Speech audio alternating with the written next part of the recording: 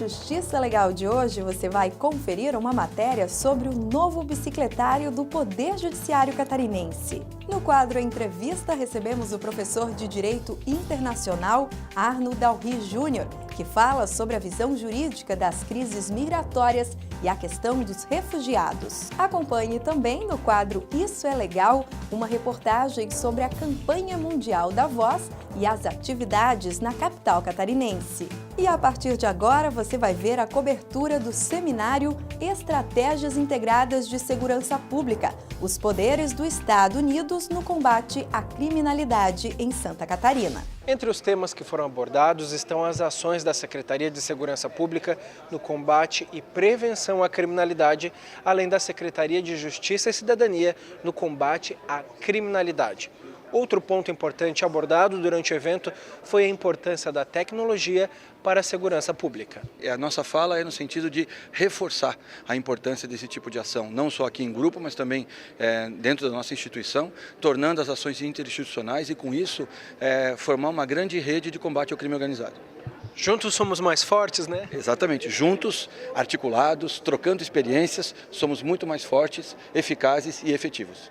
Nós teremos, através de um projeto de novo de parceria com o Poder Judiciário, os policiais filmando praticamente todas as suas interações com a população, garantindo uma melhor construção de provas, garantindo a preservação do policial contra falsas acusações e melhorando a qualidade da interação que essa documentação e transparência acaba resultando. Esses investimentos elevam Santa Catarina a um patamar ainda melhor na corrida contra a violência. Santa Catarina é o estado de melhor índices na parte criminal do Brasil. Entretanto, nós não estamos mais nos comparando a outros, nós estamos tentando nos comparar a países de primeiro mundo, digamos assim, porque as comparações já não trazem mais a sensação e não digamos, como posso explicar, a sociedade já exige que não interessa se em determinado estado acontece mais, o que me interessa é o que acontece no meu estado. O subprocurador-geral para Assuntos Jurídicos do Ministério Público, Aurino Alves, parabenizou a iniciativa e reforçou a importância da união entre os poderes. Muitas vezes até a violência ela não se trata exatamente de um ato típico, né, um fato típico criminal, mas é exatamente um descumprimento de um direito fundamental do cidadão. E é importante que as instituições se unam, identifiquem os problemas e as causas para que possam realmente programar, inclusive, as soluções. O secretário de Estado de Segurança Pública, Alceu de Oliveira, lembrou também que os índices catarinenses são bons quando comparado aos de outros estados. Os resultados eles são excelentes, a gente faz a comparação. Santa Catarina tem um problema que a gente só consegue se comparar com nós mesmos, de tão bom que está em relação aos outros estados, os índices bons que nós temos em relação aos outros estados. Então, e mesmo assim a gente tem conseguido diminuir os índices e o foco ainda no trabalho com relação às organizações criminosas. O desafio da violência é um desafio que se coloca a todo o estado, ao executivo, ao judiciário, ao legislativo, aos advogados, é um desafio ao cidadão. Então a nossa soma de esforços, a nossa ação em conjunto, ela será fundamental para que a gente possa enfrentar, vencer e até dar uma resposta à altura ao crime organizado, que é uma grande ameaça hoje a qualquer sociedade brasileira e também a catarinense. Trocar o automóvel pela bicicleta no caminho de casa para o trabalho. Essa já é uma realidade para muitos servidores do Poder Judiciário Catarinense, que agora contam com um novo espaço no tribunal e ainda tem novidades para as comarcas pelo estado. Confira os detalhes na matéria de Diego Souza e Leo Russo.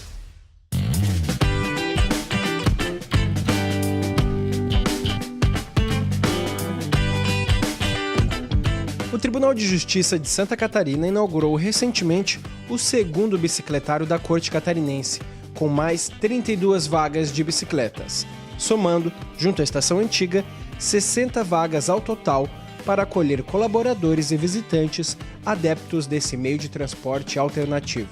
Em 2010, tivemos um projeto em Forquilinha, no Fórum de Forquilinha, uma construção nova, em que os servidores nos pediram, tanto para o uso dos próprios servidores como para o público geral, bicicletários distintos. Foi nesse momento que nós percebemos que haveria uma necessidade da Diretoria de Engenharia e Arquitetura padronizar um modelo, né, que não era padronizado, nós não tínhamos um modelo padrão, um material mais exclusivo, um projeto mais direcionado para o bicicletário dentro dos fóruns, em termos de localização, em termos de normas. Então começamos a inserir em todos os novos projetos de construção o bicicletário. Todas as novas unidades do Judiciário Catarinense já possuem o bicicletário previsto no projeto arquitetônico. Tivemos agora recentemente a inauguração de Gaspar, Canoinhas, vamos ter agora em Navegantes, todos eles com o modelo desse bicicletário, desse padrão, com também a infraestrutura necessária. Não é só o bicicletário, mas sim a parte de vestiários, os acessos adequados. E a iniciativa deu tão certo que tem servidor do Tribunal de Justiça vindo de longe, da cidade vizinha, São José, e o percurso é feito em aproximadamente meia hora. Dá 20 km todo dia. E eu acabei optando por isso porque é um meio de transporte mais rápido, né? Eu estudo, então para mim se tornou uma opção mais prática, né? Precisa de carro, estacionar carro, pagar estacionamento, gasolina. Para mim se tornou um meio de condução mais rápido, apropriado para a cidade. Além disso, aproveita e faz uma atividade física, né? Sim. Já aproveita e perde a barriga também. E tem servidor que começou a andar de bicicleta por causa desse incentivo oferecido pelo Tribunal de Justiça. O meu trajeto é um pouco longo, né? Cerca de uns 11 quilômetros a minha trajetória. Tenho um pouco de dificuldade em trechos porque nem todo trecho é ciclovia. Tem que disputar com veículos, com pedestres, às vezes a calçada. Mas o Sidney não reclama não, os benefícios da prática são inquestionáveis para ele. Qualidade de vida, saúde, não estou poluindo com o meu automóvel no trânsito, além do que ainda tem um pouquinho de economia.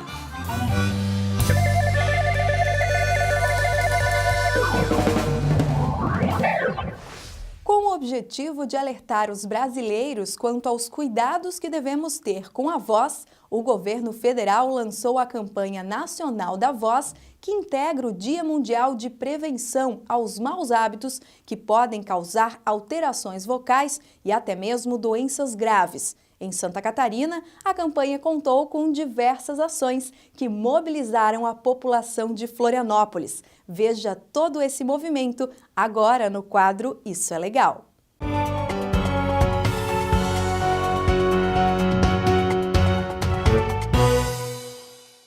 Médicos otorrinolaringologistas promoveram em Florianópolis um mutirão de atendimento gratuito no Hospital Governador Celso Ramos, com o objetivo de identificar alterações na voz e orientar a população sobre doenças. A Semana da Voz veio em comemoração ao Dia Mundial da Voz, criado em 1999 no Brasil mesmo, evento que depois se alastrou para alguns países da Europa e Ásia. E a gente tem aí a pretensão de chamar atenção para os problemas da voz, né? Se a gente considerar que é um instrumento, né, que é o que nos permite nos colocar em contato com as pessoas, a gente vê que é uma questão muito importante. Durante a Semana da Voz, uma das principais queixas dos pacientes é a rouquidão. Mas e quando você precisa trabalhar da voz, precisa dela como um instrumento de trabalho? Daí a situação fica mais complicada.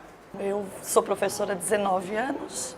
Então, acredito que pelo ritmo de trabalho 40 horas semanais, e pelo ritmo de trabalho eu acredito que venha ocasionando esse problema, né? Eu tive 4 amidalites o ano passado, já procurei o otorrino, fiz o tratamento, mas no início do ano letivo voltou a rouquidão.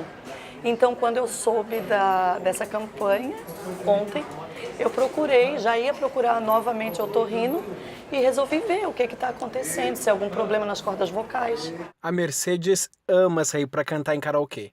É um dos hobbies preferidos dela. Mas a rouquidão tem preocupado. Eu estou com problema de garganta, não é de hoje, tenho uma tosse seca, horrorosa, de vez em quando me dá, e minhas amígdalas incham e eu não sei o que é. Às vezes tranca, falha a minha voz, às vezes eu canto no karaokê, que eu gosto muito de cantar, né? E a minha voz para. Todo cuidado é pouco, porque as doenças da voz muitas vezes são silenciosas, sem dor alguma. O câncer de laringe afeta aproximadamente 10 mil novos brasileiros a cada ano e muitas vezes, como eu digo, por não ser algo que doa, a pessoa vai ficando rouca, vai deixando e às vezes chega num momento que a gente tem que fazer às vezes uma cirurgia muito maior e mais mutiladora. Evitar hábitos nocivos ainda é o melhor remédio. O tabagismo e o etilismo é a causa evitável mais significativa dessa patologia da laringe, né? E sem dúvida são os maiores vilões para a saúde das cordas vocais. Né? Eu estava com a voz bem ruim e não estava conseguindo consulta pelo SUS. Daí, quando eu vim parar aqui. Foi. E nunca tinha consultado para ver o que é essa rouquidão? Não, já consultei, mas não tive um bom resultado, não. Daí eu queria um médico, eu fui só em posto de saúde, eles me davam o remédio e coisa, mas eu estou achando que cada vez está piorando mais, a voz está ficando mais grossa. Por isso que eu estou aqui. E a senhora fuma? Estou parando. Tá parando. Tem que parar de uma vez por todas, né, Maria? E já anota aí os cuidados necessários para se ter uma saúde vocal boa. Os alimentos que têm muita cafeína, como o próprio café, chimarrão, chá preto, o energético também tem um tipo de xantina, né? Ter uma alimentação saudável e uma ingesta regular de água. Né? Não é tanto a quantidade que nos interessa, mas a frequência. E a seguir, no próximo bloco, no quadro Entrevista, o nosso convidado é o professor de Direito Internacional, Arno Dalry Júnior, que fala sobre a visão jurídica das crises migratórias e a questão dos refugiados. É logo depois do intervalo, a gente volta já.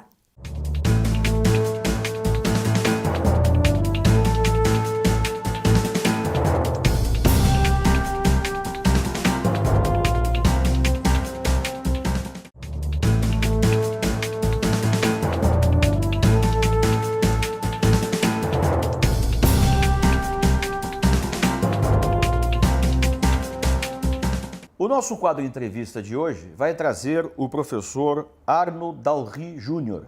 Ele é coordenador do programa de pós-graduação do curso de Direito da Universidade Federal de Santa Catarina e é um especialista em questões migratórias e relações internacionais e ainda é professor em algumas universidades pelo mundo, como na França, na Espanha e na Itália. O nosso assunto de hoje será a visão jurídica nas crises migratórias e dos refugiados pelo mundo. Professor, muito obrigado em nos atender aqui. Um grande prazer estar aqui com vocês.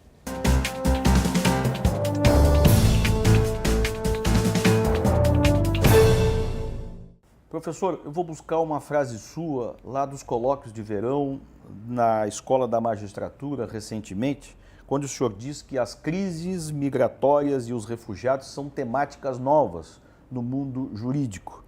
O mundo está sempre em guerra, há reacomodações de povos a todo instante.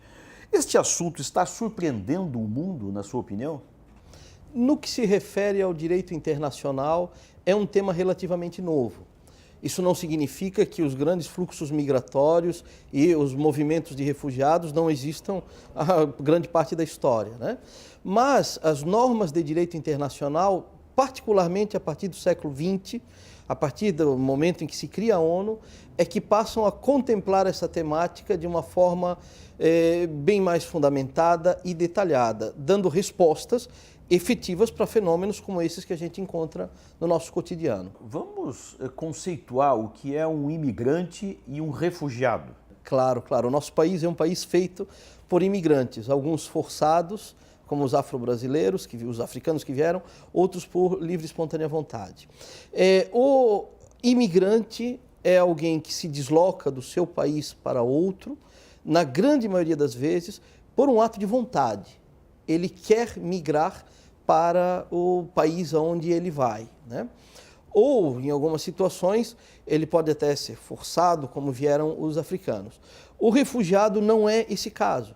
O refugiado, as condições do país onde eles se encontram, obrigam ele a fugir, literalmente. Então, essas duas definições, elas apresentam conceitos bastante diferentes.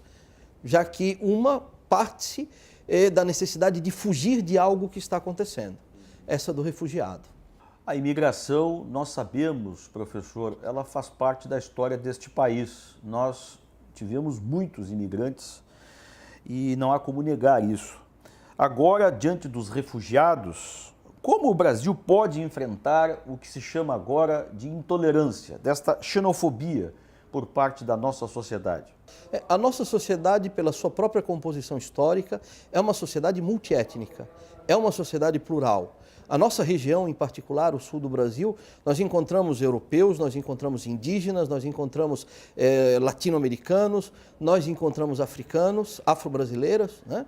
Então, de um certo modo, é incompreensível como existam movimentos xenófobos e movimentos que criam esse tipo de resistência a fenômenos migratórios recentes ou mesmo a questão dos refugiados.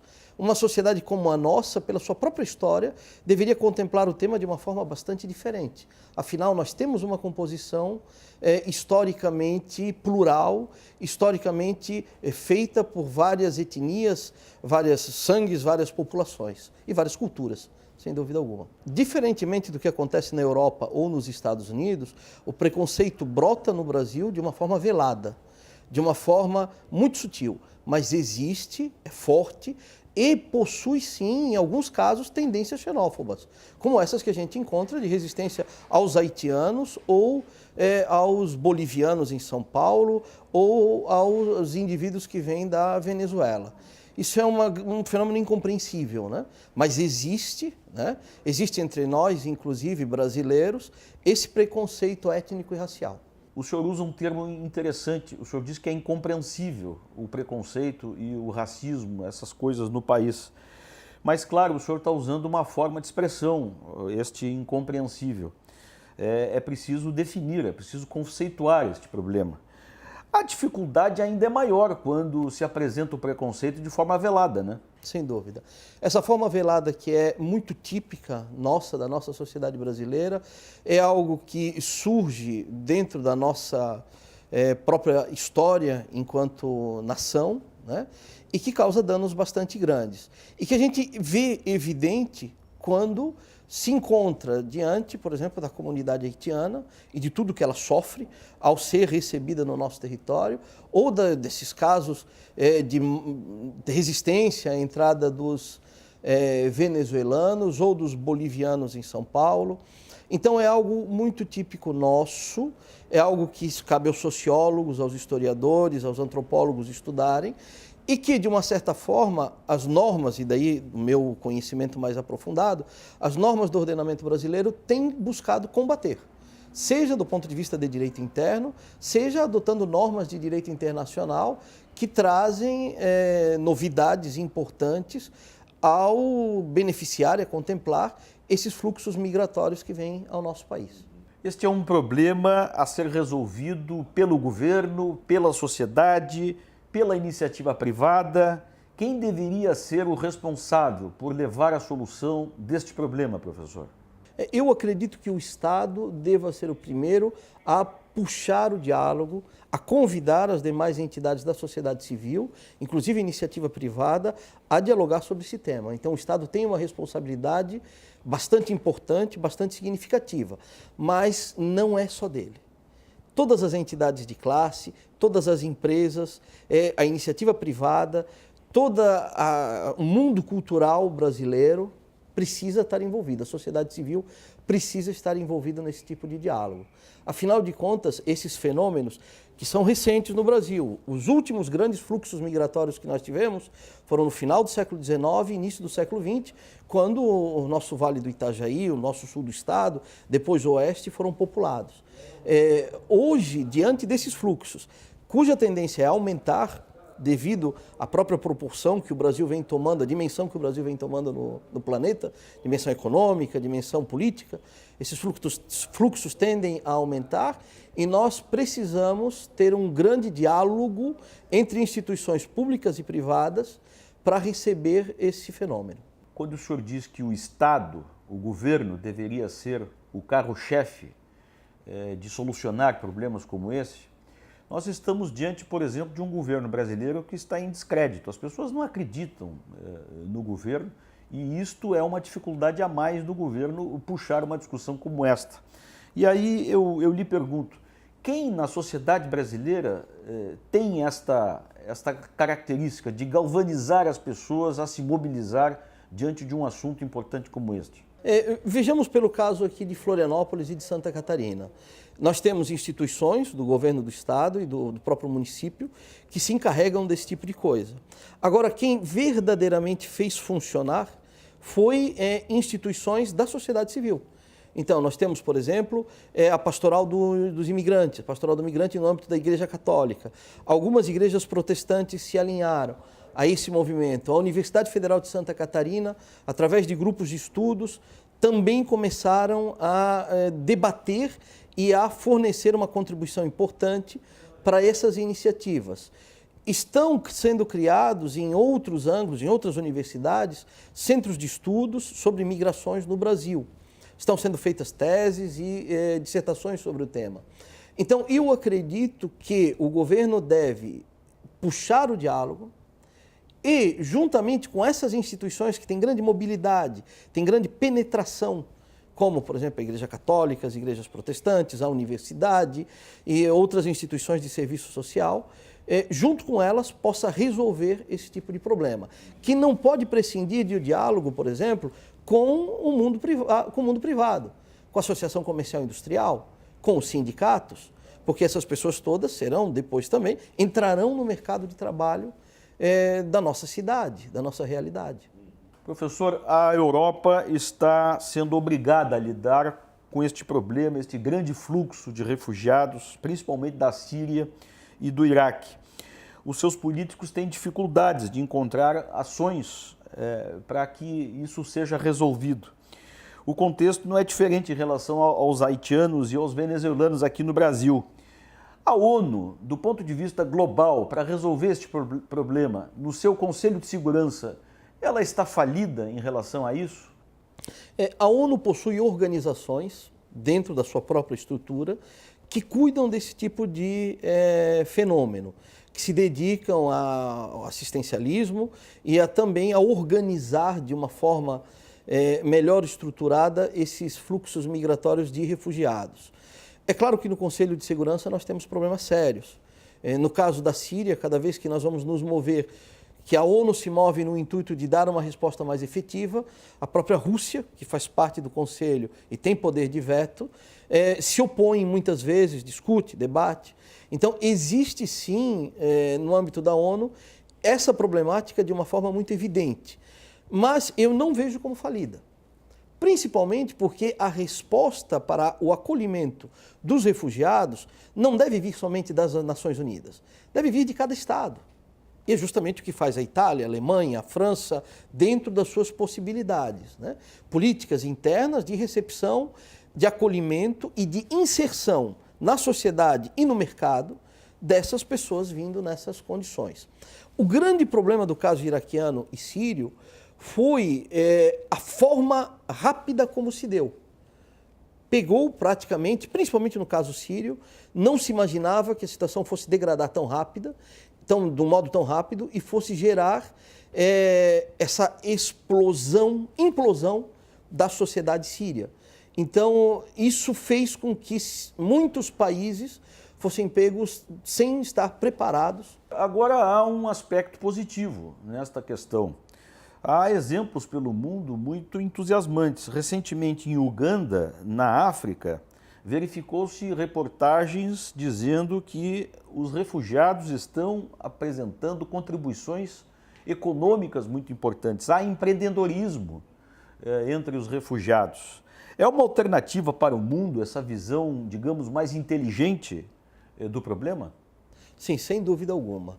E a África, nesse sentido, justamente por ter sido um grande laboratório, um grande campo, onde se viu muitas carnificinas, muitas guerras étnicas, ela tem conseguido nos dar respostas verdadeiramente eficientes. Não só no campo das migrações, dos refugiados, mas também da conciliação entre aqueles que foram vítimas desse tipo de agressão.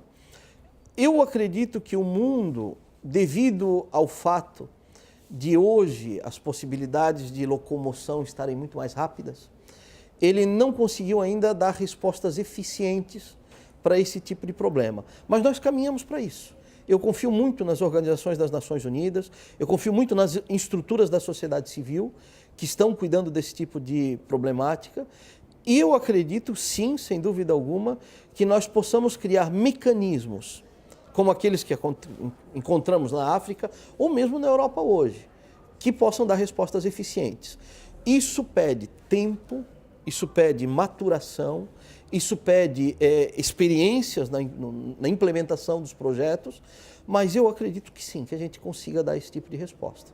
Há um intelectual, um pintor chileno chamado Roberto Mata, que diz: meu país não está na geografia, está no tempo. É alguma coisa parecida com o que o senhor defende, né? Exato.